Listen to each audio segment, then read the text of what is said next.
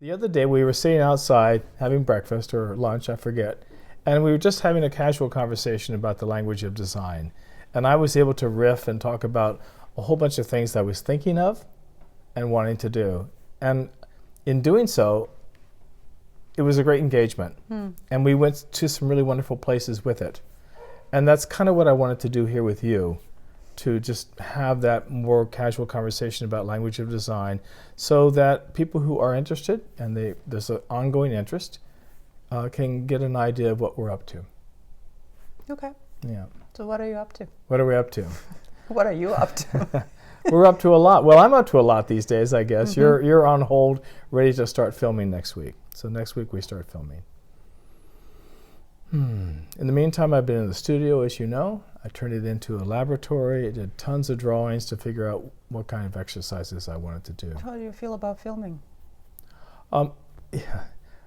You know, to be quite honest, it's an exercise in patience for me, because when I'm teaching my classes with the people right there in the room, I come alive. You know, I'm passionate about everything, and people's energy being right there, I come alive. Doing this in front of the camera is a challenge for me, as you know, because there's no one there. There's just you and the camera. So to be natural and to be relaxed and to feel comfortable, it's more of a challenge in a different way. Once it's all in the can and I look at it and it feels okay, I'm happy about it. But it's not the same, you know that. But I'm excited about this project. I'm really excited about it. One of the things we were talking about that I want to share with folks is the challenge of this course, Language of Design, and how it's different from Language of Color. Challenge for you or for the students? Challenge for me. Okay. As the instructor. And what we were talking about last week, Maria, if you remember, was this idea that if you look at a spectrum of artists, and at the far end of this spectrum, let's say you've got photorealist painters, and then at the far end of this spectrum, you have minimalist painters who only do one color. You also have a category of artists who are abstract painters, non-representational, and you have a bunch of artists who are figurative or representational painters. Yeah. That's a big spectrum. And unlike the color, Language of Color class, where things were the exercises were fairly specific that everyone could gain from. You know, mix this yellow with this red and you will get these oranges. Create white to black in 12 steps. It's pretty specific. This is different. It's not going to be like that? It can't be, because of the nature of that spectrum of artists. I want to be able to have a design course that is so in-depth, so comprehensive, with so many artists in art history to look at, that there will be something there for everybody.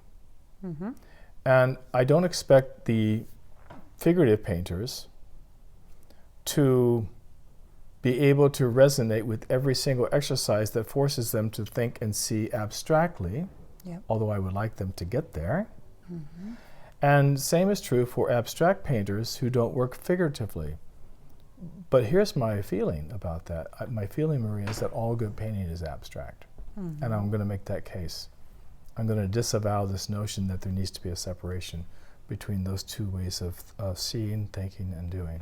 And I think that especially when we're talking about design, we're talking in abstract terms. We're talking about shapes and planes and lines. We're not talking about a figure and a flower and, you know, put a flower here and put a dog there.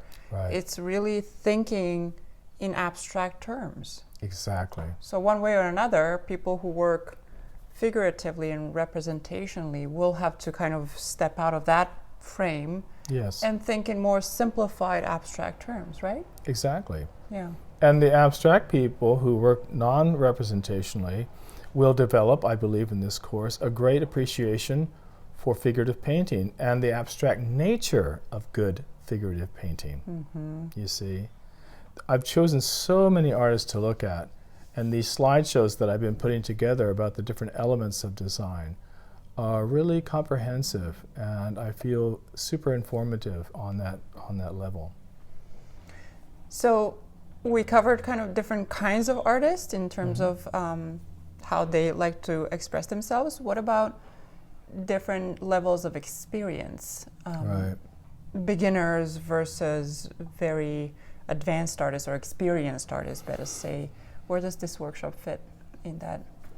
In that question. In that category, yeah. Right. It's going to be a challenge. It always is. Mm-hmm. I've had that challenge many times before in teaching at college, where one wants to make the information accessible to the beginner and challenging for the experienced artist. And I think I've done that and will do that. What is the trick for you as a teacher, professor to do that? There's no How trick. do you do that? There's no trick, but there are concepts. And the concepts are as follows. The first concept is to have everyone buy into beginner's mind. Mm-hmm. I always start day one with beginner's mind. In the beginner's mind, there are many possibilities. In the experts, there are few. Mm-hmm. So the beginners get that. It's like, yeah, I get that. The experts are going, in the expert's mind, there are a few possibilities. Well, it's true. Yeah. For people who get really good at what they do, for them to be open to new ideas, new things, or different ways of doing things, that's the stretch. Mm-hmm. Okay, that's the stretch. And for the beginning people, the exercises that I'll be having people do is just the tip of the iceberg. Here's why. Let's say, for instance, I have an exercise in line, and I'm showing the different ways that line can take a walk. That's a line from Paul Klee. Well, if I'm showing one or two exercises of how line can take a walk, that's just the beginning. Mm-hmm. So my other phrase and philosophy, Maria, that I use with students is learn to be your own best teacher. Mm-hmm. Learn to take what I'm offering as just the beginning, or as we say, take the ball and run with it. Yeah. So throughout the course, I'm constantly going to be encouraging artists to take some of these ideas, strategies, and exercises and extrapolate. Mm-hmm. There's plenty of room for that, and that's really the key to this. So rather than say, with color, take this yellow and this red and you'll get these oranges, this is going to be different. There's going to be more open-ended opportunities for artists to really extrapolate from these concepts and strategies and make it even more rich for themselves.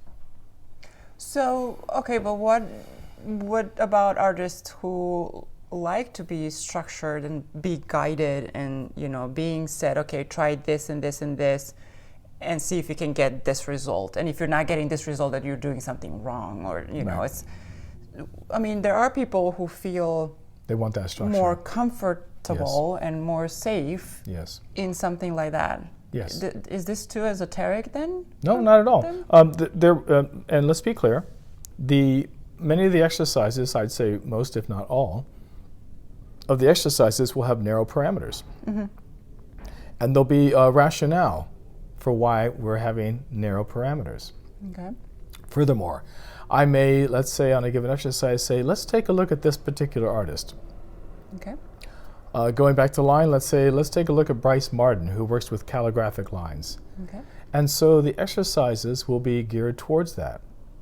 Now, that's a narrow framework, but 10 different artists are going to get 10 different results, unlike mixing yellow with red, where they're going to get specific oranges. That's the difference. Mm-hmm. So a lot of art history, a lot of artists, a lot of examples, learning from others. Yes. I think that many artists that are being in touch with us are excited about that. Because I have to say that Mark's brain is so full of names and images that it's impressive. And you have probably thousands of books. Would you say a couple of thousands of books? Yeah. On artists, on art in general. And it's really impressive to me how you go to the library and just pick books. Yeah, I have stacks of books in my library right now. Or, you're working with a student or even talking with me and all of a sudden, let me show you. And he goes and pulls the book and he knows right where to go. And so I think that is one of your biggest gifts to other artists. Because I really think that 50 years of doing it, and not just doing it, but storing it in your brain and in your muscle memory is something that many people can benefit from. I hope so, Maria. And on that note, I would say this, that there will be a lot of artists that people have never heard of before. Yeah. Even in my research, I was researching artists that I didn't know. It's never ending. It's never ending. But I want to make another point about this, which is I am hoping that throughout the course, an artist who's taking the course will see another artist and go, oh my God, I love her work. I love her work. That's being infected. I want to infect them. I tell this to my students. My passion for art and art history is infectious, I'm hoping. So that if they go, I love her work, let me look up this person, they may learn a great deal just by spending time, and that's what it's about, spending time with a given artist's work. Will it change their own work? Maybe yes, maybe no, I don't know. But I will say this, that even though I had great instructors throughout my development in college, my best instructors have always been other artists. Yeah. And I've had to work through the influences, and we'll talk about that, to get to a place where my work feels more authentic, more me, for lack of a better word.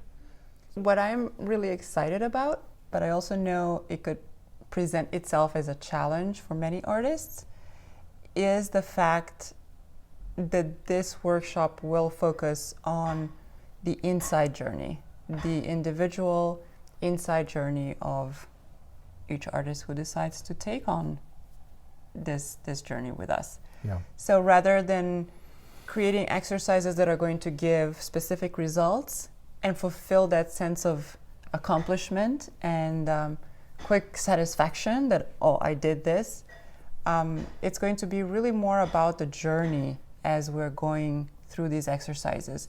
What is going on inside of you as an artist and as a human being? What are you discovering? We even talked about maybe suggesting to journal. I think journaling could be a good thing for this course. And to your point, as I've said before, that the process of doing is really critical. That if the artist is after a product and after a piece of art, this may not be for them.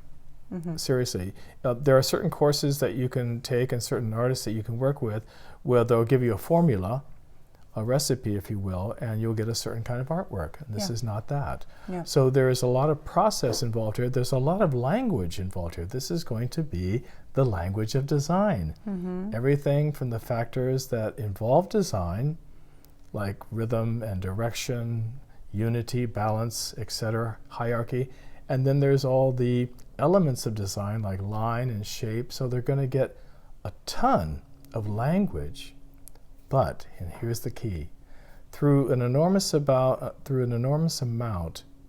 of a great deal of process, the artists out there will have many byproducts to look at, to think about, to consider. Some they'll like and some they won't. Some they'll throw away and some they'll keep. I like that. So it's not products, it's going to be byproducts. These are byproducts. And like I said, some they're going to like and some they're not going to like. Some they're going to tear up and reutilize. Some they're going to go, oh, I have an epiphany of how to finish my painting or start a painting. That's the deal. It's not about do ABC and you've got a certain kind of painting or look. Not going to happen. Because let's go back to the spectrum. There'll be people who work figuratively, representationally, whether it's very realistic or expressive. There'll be people who work abstractly, some minimalist, and some who work with lots of activity, lots of brushwork. That's a big spectrum. So my challenge is to make sure there is enough in-depth language, processes, to cover it for everybody. So can I ask you something? Is there a way to measure and determine, is this good design or is this bad design or is this mediocre design? Or is that subjective or objective? That's a $64,000 question. That's one $64,000 question. I'll give you the short answer. If one is really trained, a trained painter's eye, let's say, then yes, of course, it's always going to be a little bit subjective, but the short answer is there is bad design. And there is good design, and there is brilliant design. And we will look and discover what that means. You bet. So does that mean that artists who take this workshop will learn how to see other artists' work? Oh, definitely. Perceive it in a different way or with a different set of eyes? Oh, absolutely. I mean, one of the things I showed you yesterday, I took that one painting, and there were a number of figures in it, and I showed you what would happen if you just used a line down the middle of all the anatomical parts, and how that artist, it was Jenny Saville, painter out of New York, how she's directing the eye throughout the design by the way that the limbs and even the tilt of the head was. These are things that I don't think most people understand, look for, or realize. Or And maybe some people see it but don't know how to name it or pinpoint. Like you feel it in your gut, but you wouldn't know how to explain it to someone else. Like, why do I like this? Well, I like it. Okay, but why? Yeah. Or I don't like it. Right? Exactly. Right. How to read the work, how to understand where the problem is, where the design is having a problem, where it's falling apart or getting too busy or what have you. Big part of it, how to read the work. Yeah. And I also wanted to share one more thing that I am excited about as well, and that is that I haven't done any of the exercises yet. Well, I'm going to do them in front of the camera, because I want to have and share that feeling that artists who are taking this workshop will have. Maybe some of them, or maybe not have, all of them, or may have. Yeah. As someone who went to art school, someone who learned about art but haven't done it for years, you know, it's a little bit intimidating, like, oh my God, am I going to do this right? So I think I will have a little bit of that initial fear. So I'm really curious to just see how I'm going to do. I'm sure you'll do great. And share. Well, even if I fail and if I don't do it right or great or whatever, again, just remembering that it is about that process and kind of experiencing that live, kind of in a raw way. Yes. And then sharing that with the other artists. Yes. It might be fun and helpful. So I'm going to put myself out there. I'm so proud of you. As a student. And you and I both know, and we've talked about this with Language of Color, that failure is an integral part of our process. Speaking of process, look, let me tell you something. 2 months I was in there, as you know, working on these exercises. A great many of them failed. But instead of tearing it up and throwing it in the trash, I gessoed over it, or I tore it up and made a collage. I tried to make it work. Yeah. This is the key. To accept the failures. They might end up in the trash can, but they might take you somewhere else. And as Agnes Spartan said, the bad paintings have to be painted. And what I like to say is that any misstep, any mistake, any so-called failure is just the step to the next thing. It's always just the step to the next place. Yeah. Yeah. There'll be plenty of room for that. And hopefully, Maria, I'm going to instill within the artists out there the ability to understand that, which is huge. To not be intimidated by the mistakes, to not be upset or blocked or feel defeated. This is a big part of what we like to talk about in my workshops, the emotional aspect of this, the philosophical aspect of this. Of art making in general. Of art making in general, yeah. Yeah. All the years of your experience and that invitation to other artists to start gaining that experience or start deepening that experience that they already have is a great part of this. Because I think teaching a formula is in a way easier than, as you said, infecting someone to develop their own curiosity and to develop their own language, their own style, their own whatever, right? Yes. That is, I think it's a little harder, but I also think that for, I'm going to call it master teachers, because there's a difference between instructors and teachers, and master teachers is that, you know, instructors will just emulate and be like, okay, I learned this, I showed you this, and that's it. Like in yoga, you know, that's someone who just shows the poses and everyone is following along. Right. And then you have the teachers, you have those who kind of have their own way of doing things, and then you have the master teachers that are actually infecting other people to find their own way, and not just infect them, but also allow them, create that space for them to investigate their own way, rather than me saying, okay, this is how you do it, and then you're fine. Yeah. Right? Yeah. So I think that I'm going to go out there and say that you are the master teacher who does open up the doors for people to do their own exploration. It's not for everyone. Correct. Some people will feel very insecure in that area. But for those who stick in with it, with themselves, with their own self and process within, they might come out on the other side. I would like to think so. Enriched, or I don't know. Happy. One of the subtitles that I had for this course, we may or may not use it, is to develop the inquisitive eye. An inquisitive eye, that's an inquisitive mind. That requires curiosity. Curiosity is what then takes us to imagination. Or actually they're buddies. Imagination and curiosity are good buddies. And I think this is a big, big part of what we have to offer, is to help people access those parts of themselves. Yeah. To be curious, to be inquisitive, to wonder. What's next? What if? What's possible? Yeah.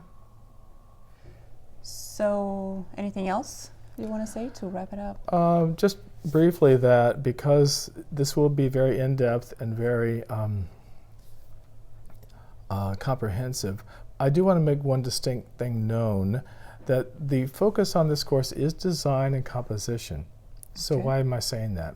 Well, for instance, in covering the various chapters, I might bring up perspective as an element, but it's not a class about perspective.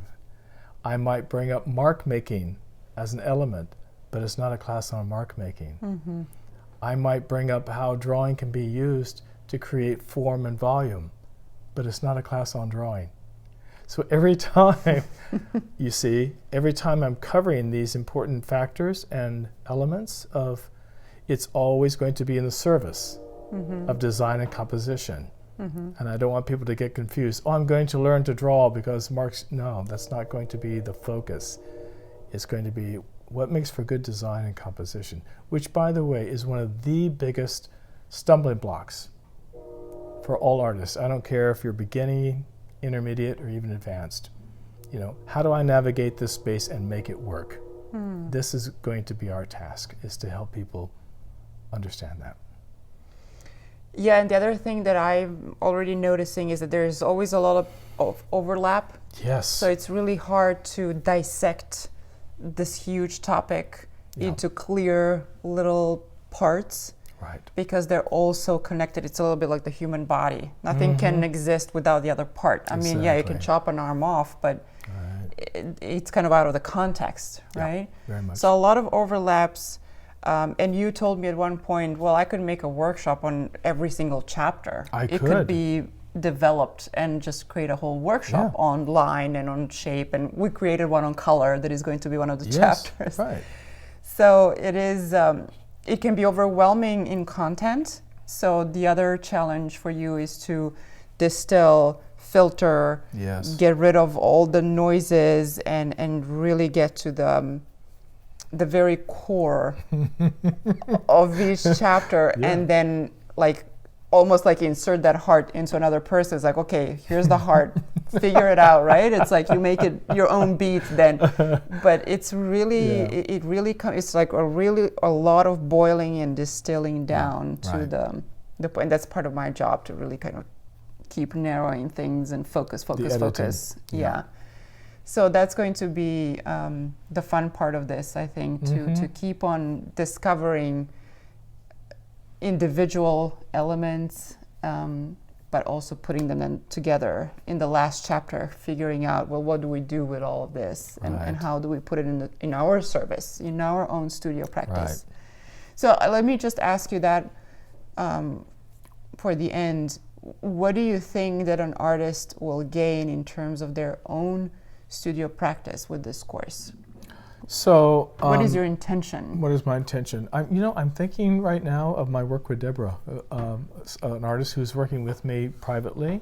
We get together every 2 weeks, and she will show me her work, and together we look at it critically, what she's up to, and every week, Maria, every other week, she's getting so much better at finding out her own problems in her own designs. Not only is she getting better at reading her work and finding out the problems of the designs, she's getting so much better from session to session, making really strong designs and solving those problems on her own. without so much, I mean, I'm still helping her along see these things. But it's about that. It's about being able to see. It's all about seeing. And in this case, seeing good design, good composition, what's involved. So I'm hoping, and yes, I'm hoping, that the artists out there, after they take this course, will be able to really see their work more clearly, in a nutshell. And that will help them achieve what? Well, it'll help them solve problems. Okay. The moment you start, you have a blank surface. The moment you start something, you have to solve a problem. And from the beginning of a painting or a design to the end of it, doesn't matter if it's tapestry or painting, you're constantly solving problems. And I'm going to make sure that this course helps artists learn how to solve these problems in different ways. That's really the answer, to help them with their ability to solve problems visually. And maybe break that fear from entering the blank space? Oh, yes. It's a tall order, but I'm going to do it. Okay. All right. Well, we hope that this helps clarify maybe some of the questions and thoughts. Well, is this for me? Am I ready? Yeah. Should I embark on this journey or not? And maybe tickle your curiosity and imagination to keep on following the progress as we now start filming, and then figure out for yourself, is this something you want to come on along or not really? Right. All right. Well, to be continued, and stay tuned. Thanks. Thank you.